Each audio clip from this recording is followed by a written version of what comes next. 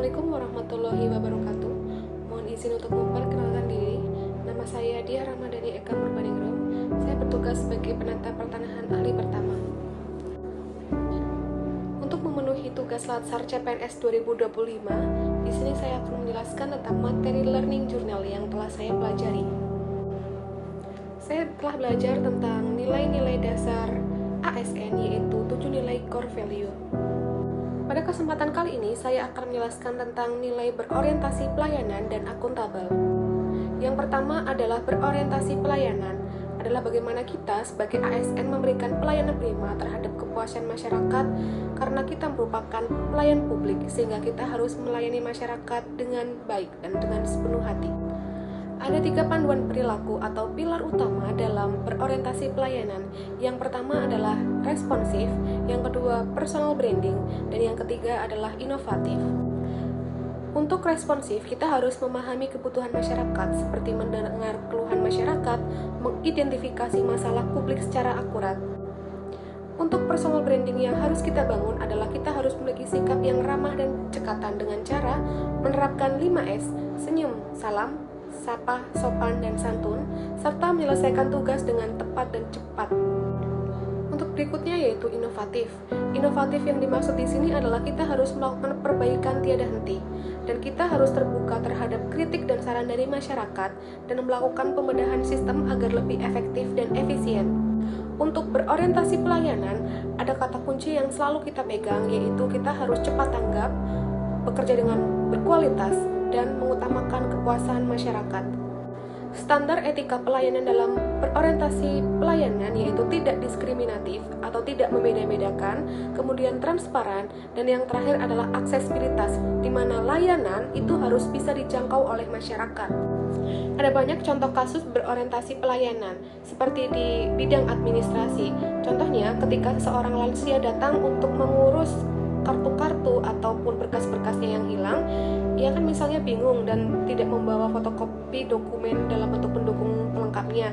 Nah, kita sebagai petugas yang ada di situ harus menyambut dengan ramah, lalu mempersilahkan duduk dan membantu mengecek data secara digital tanpa menyuruh warga tersebut untuk pulang, karena kita sebagai petugas harus mengikuti prosedur yang ada dengan bahasa yang mudah dimengerti.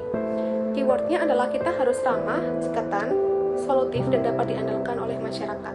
Untuk kasus atau contoh permasalahan yang kedua adalah bagaimana kita harus tetap berinovatif. Contohnya, ketika seseorang ASN menyadari bahwa proses perizinan di kantornya memakan waktu lama dan harus ditandatangani secara fisik oleh 3 pejabat yang sedang keluar kota, kita harus sebagai ASN mengusulkan kepada atasan untuk menggunakan tanda tangan elektronik atau TTE dan sistem tracking berkas berbasis aplikasi agar masyarakat bisa memantau proses dari rumah dan waktu penyelesaiannya terpangkas menjadi lebih cepat.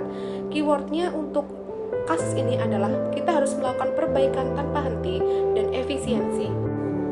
Nilai core value ASN yang selanjutnya yang akan saya bahas adalah akuntabel.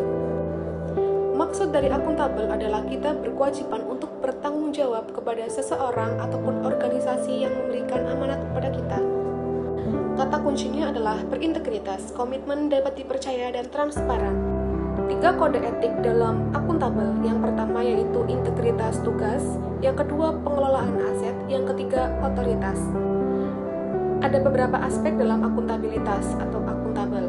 Yang pertama adalah hubungan, yang mana hubungan antara 2 orang atau individu ataupun kelompok dengan masyarakat. Berikutnya yaitu hasil, bagaimana kita berorientasi kepada hasil yang maksimal dan adil. Selanjutnya kita harus punya laporan, karena bagaimanapun apapun itu pasti memerlukan laporan kinerja seperti lakip ataupun laporan harian. Dan kita harus bisa melakukan perbaikan yang bertujuan untuk memperbaiki kinerja secara berkelanjutan. Ada beberapa tingkatan dalam akuntabilitas, mulai dari personal, kemudian individu, kelompok, organisasi, dan stakeholder. Lalu bagaimana menciptakan lingkungan yang akuntabel? Yang pertama adalah dari kepemimpinan. Pemimpin harus memberikan contoh atau sebagai role model.